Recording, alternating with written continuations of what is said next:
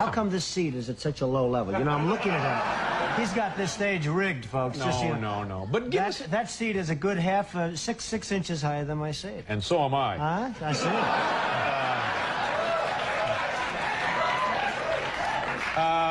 What were you like as a kid? What kind of childhood did you have? Well, I had a good childhood, wonderful parents, really good parents, and it was a good, solid childhood, I'd say. Very normal in a lot of respects, but a very, very solid childhood. Yeah. From the standpoint of family, you know. Are you a driven person? Did you jump out of bed in the morning well, and just... I don't think of myself as driven. I'm fortunate. I don't need lots of sleep like some people, and some people don't. I don't need that. I would say that I'm somebody that enjoys what I do, and I enjoy it so much that perhaps I do it well. But I really enjoy what I do. I don't like to think of myself as driven. I don't like to think of myself really as ambitious. I just enjoy what I do. What would it take, what kind of a hit would it take to get your attention where you would maybe need a drink? Where somebody came in and said, Don, we got some bad news. Woo!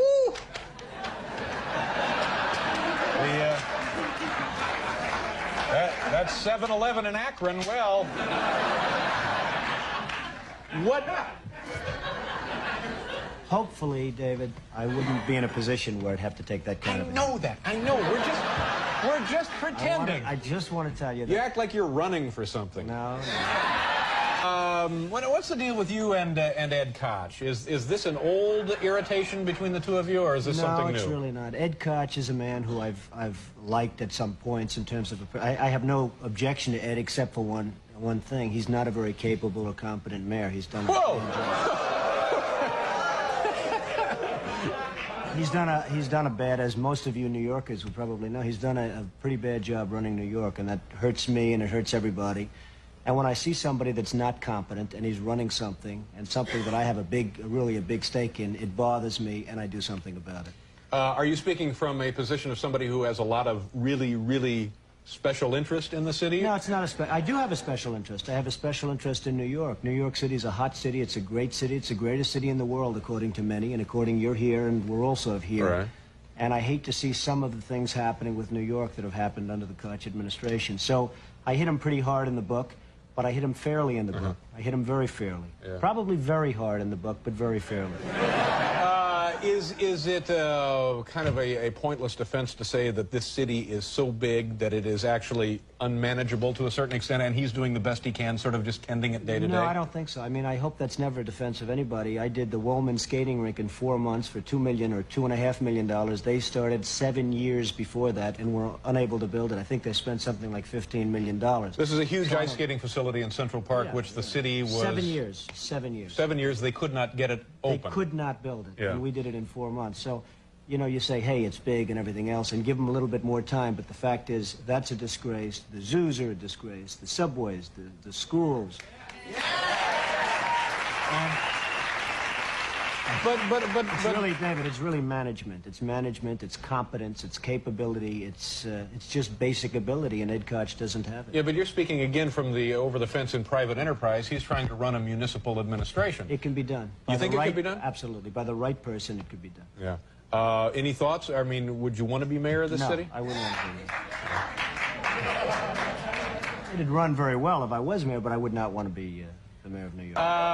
And what about the, are people trying to draft you to run for president up in New Hampshire? Well, I guess a lot of people want to see this country, it's a shame what's happening. Japan, Saudi Arabia, Kuwait, everybody's taking advantage of the United States. People know that if certain people are running a country, that it won't happen. I mean, when you look at Japan, not paying for the defense, we're defending Japan. We're losing billions and billions of dollars. We're fighting for AIDS help and for farmers and for this and that.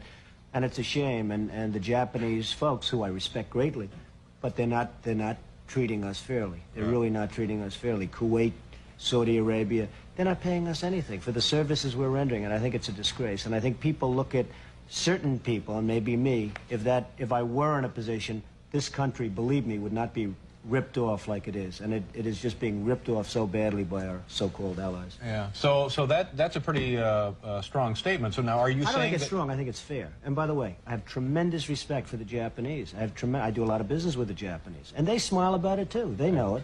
The country is losing billions and billions of dollars to Japan, and we can't afford to lose. And it's a shame. It's But a so shame now, what's are happening. you saying this by way of indicating that you could do it better, and you do intend to run for president at some No, point? I'm not going to run for president, but I think somebody... Now, can in do- 8 years, if you came back, would you have a different answer? In 4 years, I if you tend to came back? doubt it. I really tend Really? to doubt it. But I just think that there's so many ways that this country can straighten itself out, and we're not going about those ways. Cutting farm aid is not the appropriate thing. Cutting help for the homeless and help for the poor and welfare.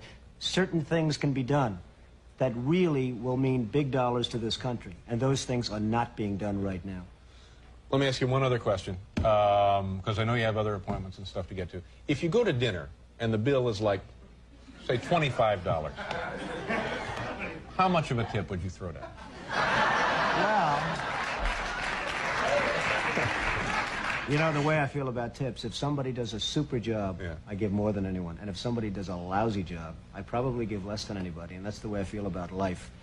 Life should be, you should be rewarded for competence and capability and doing a job and having a smile on your face, maybe, if that's the case. And I'm a pretty good tipper when somebody's good, and I'm a pretty lousy tipper if somebody's not good. So that's the way it is. But, you know, sitting here listening to this stuff, it seems to me you are dying to get to some public platform to superimpose those feelings upon the American awareness.